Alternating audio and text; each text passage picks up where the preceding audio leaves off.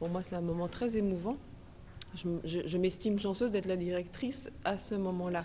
Bon anniversaire au CNDC. Le 2 octobre 1978, le Centre national de danse contemporaine, le premier dans son genre, naissait à Angers. Le centre était au début destiné à former des chorégraphes, puis il a rapidement glissé vers la formation de danseurs. En constante évolution, l'école a également développé de grandes résidences pour les artistes. Le CNDC reste un lieu très prestigieux à double titre. C'est celui d'une école unique puisque c'est la seule école qui développe exclusivement la danse contemporaine, enfin qui forme à la danse contemporaine. Et en même temps, les grandes résidences font que depuis 30 ans, tous les grands noms des créateurs qui se sont faits ici ou qui sont venus ici invités ont travaillé. Enfin évidemment, tout le monde n'est pas passé là, mais c'est vrai que c'est un lieu fécond. En 30 ans, le CNDC s'est ainsi fait une réputation nationale et internationale. Une réputation d'une grande école qui permet aux élèves d'être assez autonomes et de pouvoir se développer de façon assez personnelle dans leur travail. Il est toujours cité un petit peu dans certains livres de danse et c'est vrai qu'il y a des chorégraphes comme Philippe Decoufflet qui sont passés par là. Le CNDC a choisi de marquer sa saison par cet anniversaire et c'est au Théâtre du Quai, où le CNDC est désormais installé, que différentes représentations seront proposées au cours de l'année autour de certaines figures marquantes passées par l'école.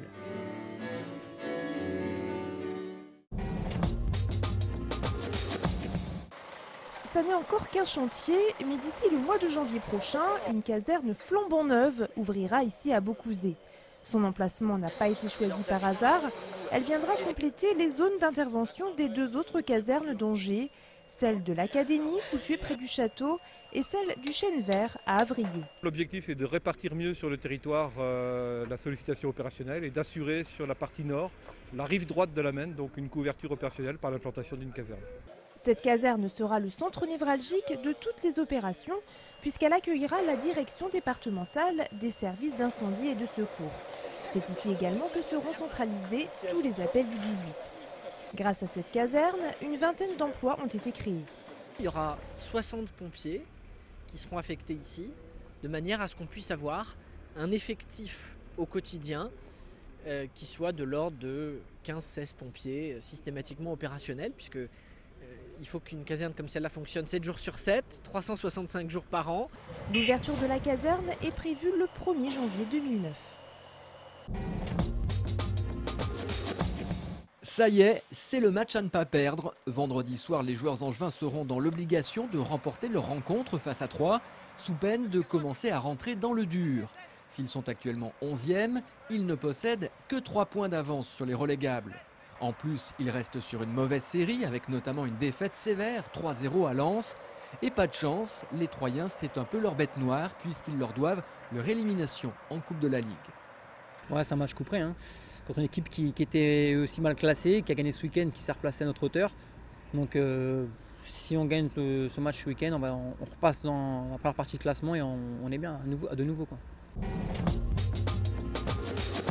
Nous prenons à présent la direction de Poincé dans le nord-ouest du département et nous nous rendons au domaine des Rochettes où la star, c'est elle, interviewée par de nombreuses télévisions, la marquise Ghislaine de Préau-Carlo, qui va créer l'événement samedi prochain en organisant avec la maison Art Curial la vente aux enchères de 200 des plus beaux arbres de sa pépinière. C'est une première en Europe. Madame Carlo, depuis 40 ans, est pépiniériste, ou plutôt, comme l'autodidacte aime à se définir, jardinière. Je cocole mes plantes comme dans un jardin et je les aime, ce sont mes enfants. J'en ai maintenant à peu près, il m'en reste à peu près 2000, c'est une grande famille.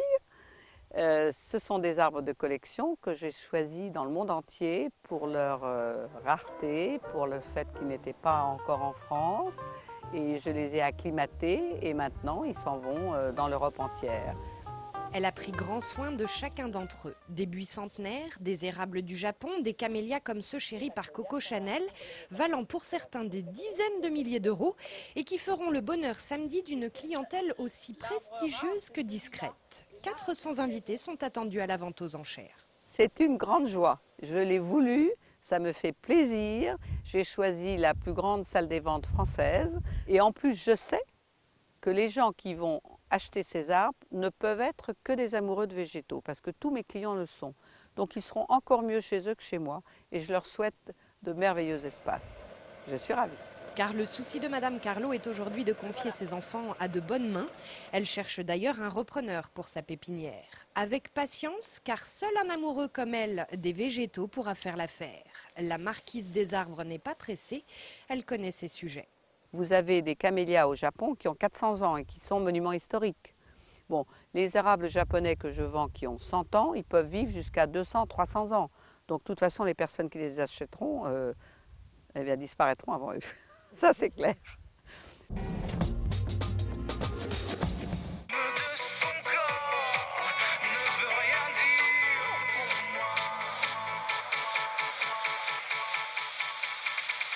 Enchaînons avec un peu de glamour dans ce journal et avec les répétitions du grand défilé de mode qui se déroulera ce soir au centre de congrès d'Angers à partir de 20h30.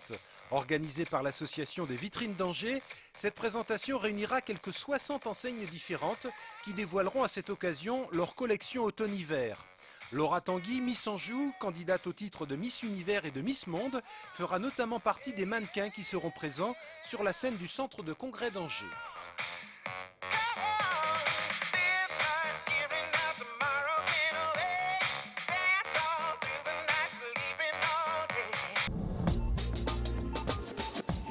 On a demandé au musée d'Angers de nous prêter des œuvres de David d'Angers. Et je crois que c'est une première pour nous. Pour sa 24e édition, le Salon de peinture et sculpture de Saint-James-sur-Loire s'offre le luxe d'exposer plusieurs œuvres de David d'Angers qu'il viennent tout juste de réceptionner. Au-delà de l'hommage rendu à l'illustre sculpteur angevin, le Salon de Saint-James exposera 91 œuvres d'artistes, notamment 6 toiles de Monique Baroni ou encore des œuvres de Jean-Claude Rétif, pour le moment occupé à installer ces toiles. Donc en fait, il faut essayer de composer tout ça de façon à ce que ce soit harmonieux à l'œil et qu'on ait envie de s'attarder aussi un petit peu sur chaque toile. Le salon ouvre ce samedi à la mairie de Saint-James-sur-Loire. Il sera visible jusqu'au 19 octobre. Évidemment, on attend beaucoup de monde.